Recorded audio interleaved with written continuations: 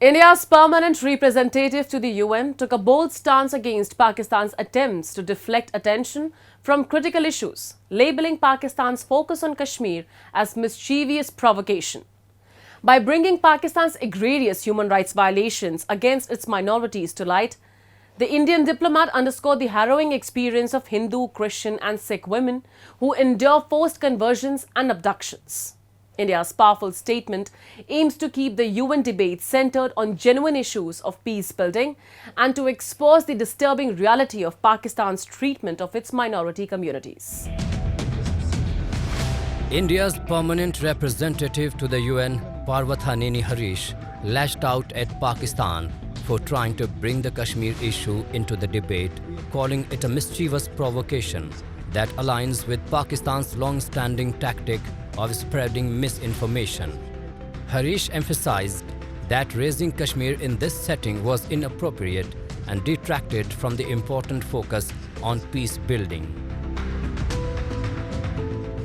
It is despicable yet entirely predictable that one delegation has chosen to indulge in mischievous provocation based on their tried and tested tactic of spreading misinformation and disinformation.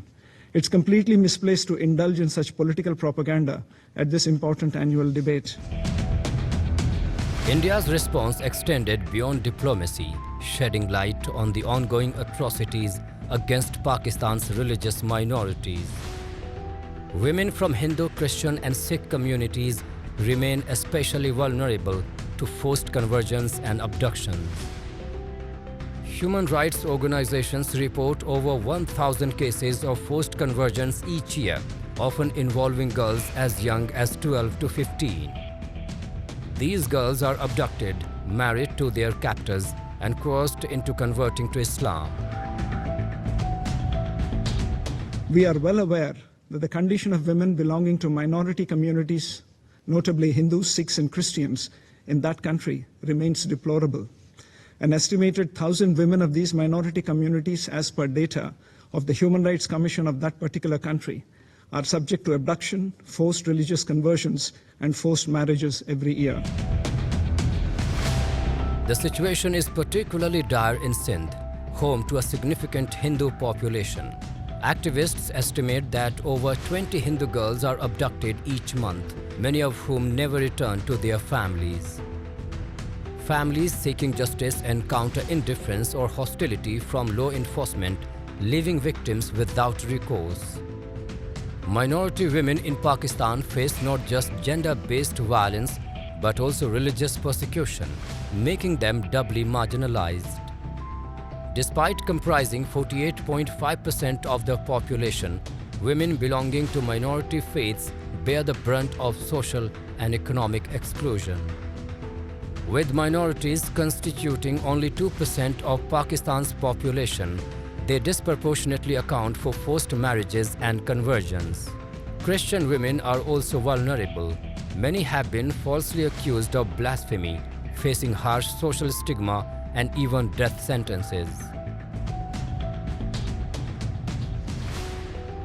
So we need to remember Pakistani authorities are part of the society they live in. Usually these accusations of blasphemy are done to deflect from corruption, or they're done to seize land, or they're done to seize property. And the police has always been complicit in it. You look at the judiciary has been complicit in it. You look at case after case where women are taken from their houses, converted. And then the courts will say, oh, well, if you convert out of Islam now, it's the death penalty because, apostasy carries the death penalty out there. The girl has no option but to say, well, I've done it of my own free will and I'm staying here and that's it. So you look at the entire system. You look at all the cases that have been thrown out where, this Christian woman was given asylum in France and things like that. It's been a systematic case of the authorities colluding in it at every single level. International watchdogs, including Amnesty International and Human Rights Watch, have condemned Pakistan for its failure to protect minority women. In a joint report, these organizations highlighted how the judiciary and law enforcement are complicit in maintaining a system of violence and impunity.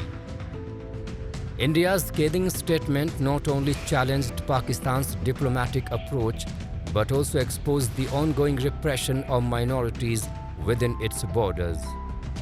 By highlighting these issues on an international stage, India aims to refocus the debate on the real concerns of human rights violations and peace building.